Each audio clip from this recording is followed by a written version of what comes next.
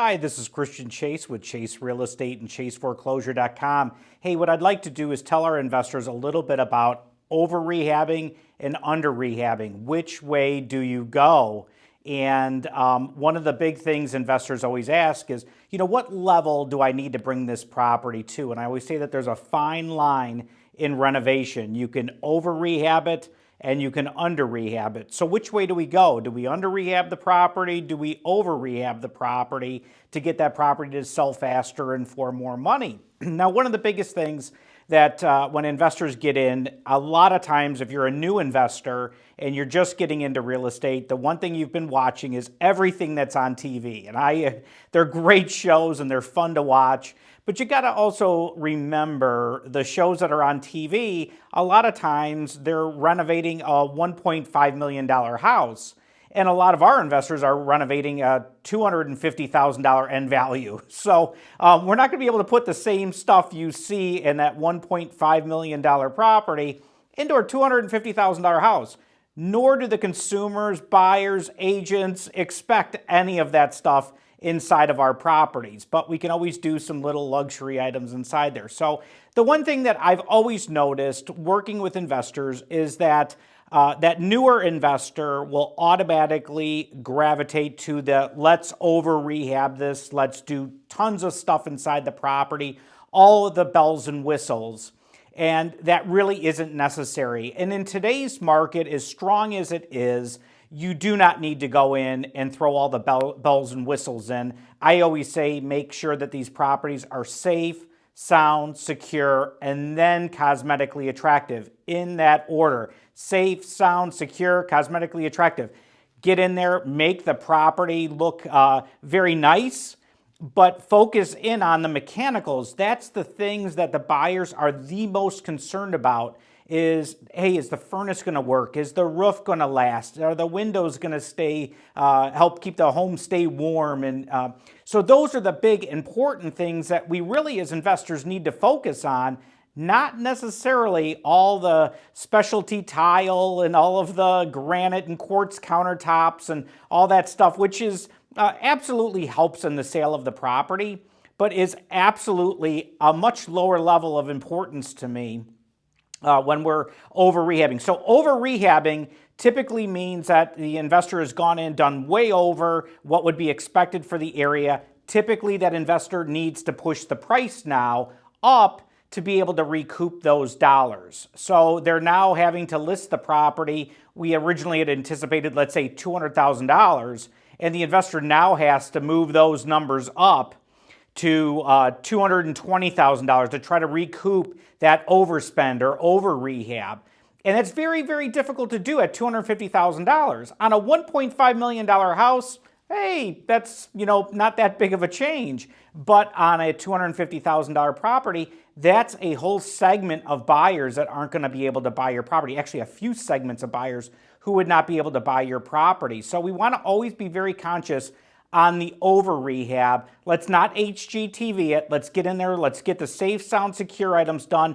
Then let's go in and do what we can cosmetically to the property. And most important is the paint and the flooring. Those are the big items. Kitchen cabinets next, appliances, and then we can throw in some of the more bells and whistles, the specialty tile behind a backsplash, or these luxury, or I call them luxury light fixtures with the Edison bulbs and all that stuff. So we can do that, but I really would like to make those decisions later on in the process. We focused in on the safe, sound, secure, then we get into our cosmetic renovation. Then there's the other investor. This is the more experienced investor, goes in and says, you know what, I don't need to do half the stuff. Let's just go ahead and under rehab the property. Now, when we under rehab the house, I always say we're duct taping a property together. And that, again, is not the way to go. The problem with that is the buyer is going to do a home inspection and they are going to sniff out that the safe, the sound, the secure items are all problems. And you may have done all of the luxury stuff, but then all the mechanicals and the items that the buyer is truly most concerned about is in poor or disrepair. So those are things that you need to be conscious of, is over rehabbing the property and then under rehabbing the property. I always say there's that little fine line of where you need to renovate a property. And just a quick little story is when I first got into real estate, I really followed a builder. There was a builder called Lakewood Homes, and they built thousands of properties throughout the Chicagoland area, and it was in 1995, and I was watching what they were building. I followed them to a T. So they would build a new development. I'd go in and get all their floor plans and their upgrade sheets of what everything was that was an upgrade, and how much did they charge for a fireplace or a wooden railing and all those little things. And so I would follow this builder, and Lakewood Builders, why it was such a great learning experience for myself and how I modeled our entire renovation is we now renovate all of our properties identical to what the builders did, like Lakewood Homes did back in 1995. If Lakewood Homes put in a particular type of cabinet and they had this many cabinets inside the kitchen, that's what we did inside of our kitchens. If they had a particular type of flooring in the kitchen or bathrooms, or they were using a particular type of tile in the bathtubs or bath surrounds or something like that, we would match that.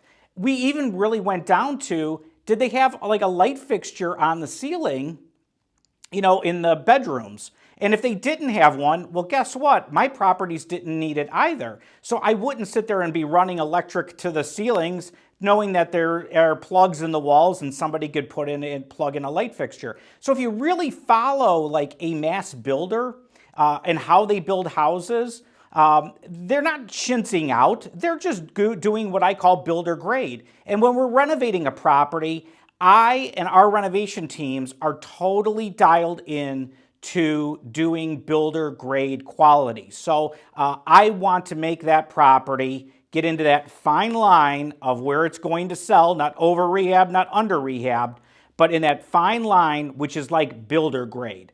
And that's all we need to do. So everything you watch on TV and the stuff that's on there, it's fun to watch, like I said, but there is no need to do that stuff in real estate investing, okay? It's very, very tempting. I love it. They're fun shows to watch and what you can do. And if it's your own house, go right ahead and do all that stuff. If it's an investment property, safe, sound, secure, cosmetically attractive, that's the level that we need to take it to. So you're either gonna over rehab it and we're gonna have to raise the price up and hopefully we get it. If not, we're gonna be reducing the price and we're gonna add up market time. If you under rehab it, you definitely are gonna get lesser of a price and you likely will sit on the market for substantially longer. So if I was gonna pick between the two, it's a new investor and they say, I'm gonna go a little bit above and beyond. Okay, I get it. It's your first property. It makes you feel better. You've watched all these shows. They're ingrained in your mind. This is what should be done.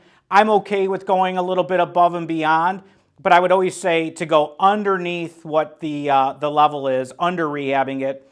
That's where we get into the real danger zone on these properties. So, don't sit there and try to save a couple dollars, and when we could actually do things right, if you do it right, the properties sell, and any of those big mechanicals. We can also, which is so cool, is when we list the property for sale, you let us know. We have a whole list we provide to the appraiser of all the improvements that you've made to the property, and then that appraiser can make adjustments to get the value to go up because of all these improvements that you've made to the house, as long as you provide to us what you did to the property. And it's kind of like the big tickets. Don't say, I replaced 20 screws, and some trim or something like that.